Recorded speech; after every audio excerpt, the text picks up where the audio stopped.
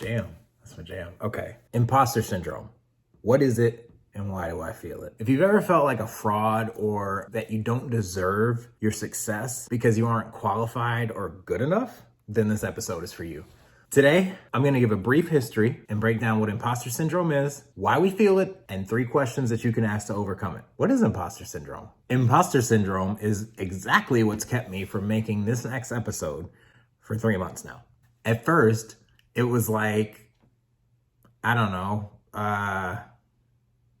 just gonna take a couple weeks off and really find out where this thing is going. And I had no idea. Someone had asked me, what is question everything? And I couldn't answer it. Imagine that. It's kept me from thinking that I know what I'm doing or that I don't have this degree. I don't know what I'm doing with video. I don't blah, blah, blah. All this stuff that we tell ourselves that we don't deserve, we're not good enough, whatever. Imposter syndrome, also known as imposter phenomenon, imposterism, fraud syndrome, and the imposter experience, is a psychological pattern where someone doubts their accomplishments or their talents, and they have a persistent internal fear of being exposed as a fraud. And that's what I was feeling. Like, really, you're making shows? Like, you're just gonna pick up a camera after you get COVID and just start trying to help people with questions because it helped you? Get out of here. And despite the apparent evidence of their competence, those experiencing this phenomenon, they remain convinced that they are frauds, that they don't deserve what they've achieved. And it's crazy because most people can see clearly you know what you're doing. You're at that point where you've got some unconscious competence going on. You're unaware that you know what you're doing because you're just doing it so well. People with imposterism, they incorrectly attribute their success to luck or see it as a result of deceiving others into thinking that they're more intelligent than they perceive themselves to be. While research focused on the prevalence among high-achieving women, imposter syndrome has also been recognized to affect both men and women equally. Ladies, men, we're equal, we just don't say it. There's actually 5 subgroups these people usually fall into. Now, I won't go too far into all that. There's the perfectionist, there's the superwoman or superman, there's the natural genius, there's the soloist, and the expert. I don't know where I fall under that, but I'll figure it out. I don't have time to get into all 5, like I said, but I recommend that you look into it if you'd like more information on it. So why do I feel it? You know what needs to be done and how to do it. You have all the tools at your disposal, and honestly, you could do it in a day, so why are you procrastinating? These are the questions that I've asked myself over the last 3 months with this episode. That's a really good question. Why did it take me 3 months to hit you with a new episode when the last episode I talked to you and I promised that it would be the next Monday? I was dropping episodes back to back and then bam, it hit me. Who am I to speak? How am I qualified to help others? The questions backfired on me, but it's because I let them. Knowing about this imposter phenomenon gave me awareness, and with that awareness comes power.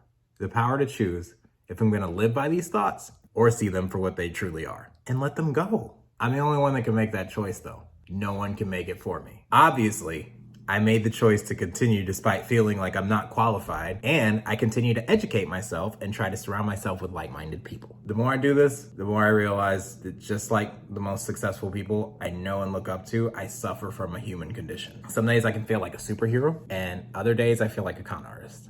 But the best thing that I can do in spite of these feelings is keep moving forward one step at a time. Embrace the moment, plan for the future, and visualize the success. Which brings me to the final point. How do I not feel it? There's a lot you can do, but here are the top 3. Stop comparing your blooper reel to other people's highlight reels. Stop comparing your blooper reel to other people's highlight reel, because that ain't real. Another way I've heard this said is stop comparing your insides with other people's outsides. That's the trap of social media that I've noticed. They'll see someone post something and they'll be like, oh, I want to post something like that. And they'll post something and not get the same attention, and then they get upset and feel like it's personal. I'll tell you a secret. It's not about you, boo-boo. It's an algorithm you're in competition with. And there are things you have to do to trigger it. Even if you did, what other people think about you is none of your business. It usually has more to do with them than it does you anyway. But just in case, you should probably look into that because it just might be. 2, remember, nobody has all the answers. That's why we ask questions. If I was to draw a diagram to illustrate the way we think in comparison to the reality, it would look like something like this. What you know versus what you think they know. Well, let me share another secret with you. This is more what it looks like in reality. what you know versus what they know. The reality is that you know the same amount as other people, just in different areas. And combining knowledge by asking questions can lead to innovation and revelations that are otherwise basically impossible if you let the insecurity silence you. Perfect segue to my final point. Think positively and admit when you make a mistake. The majority of our actions and results in life can be attributed to our thoughts. Do you ever take a minute to think about what you're thinking about just before you feel anxious or get depressed? And next time you're happy or excited, notice the thoughts that you're having before that. Positive thinking is undersold, and in my honest opinion, could cure a lot of these clinical diagnoses that have people sedated with pharmaceuticals.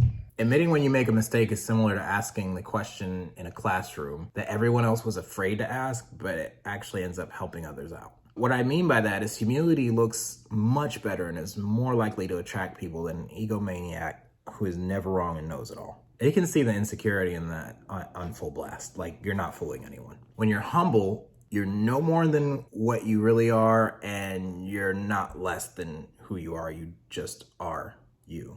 And when you admit that you made a mistake, it shows that you're not only humble, but honest and vulnerable. And it helps build trust. All of those things can open another door to give you another opportunity to feel like an imposter, or you can choose to believe in yourself and keep going regardless. All right, so to wrap up, stop comparing your blooper reel with other people's highlight reel. Remember that nobody has all the answers. That's why we ask questions. And think positively and admit when you make a mistake. There is a course that is coming. I think it's going to be amazing. I'm going to take people from confused to confident in 90 days without the need for other people's approval. Also, join our free Facebook group, From Confused to Confident. Get the little nuggets as I give them away. Doesn't that sound nice? Wouldn't you love to have the confidence you see other people have? You're like, how did they do it and say that? Because, you know. Anyway, I still got t-shirts available if you want one. The hoodie season is upon us, so you might want to order them hoodies now. And yeah, full disclosure, I'm not really doing this for likes or attention. I don't really care if you like me or not. I'm here to ruffle feathers. So I hope that I ruffled some kind of feathers or shook something up inside of you that sparks a change. With that said, enjoy the rest of your week and join the Facebook group so you can get daily inspiration, and I'll see you in episode 7. Oh, yeah. Dude, why is 6 afraid of 7? Because 7, 8, 9. See you next time.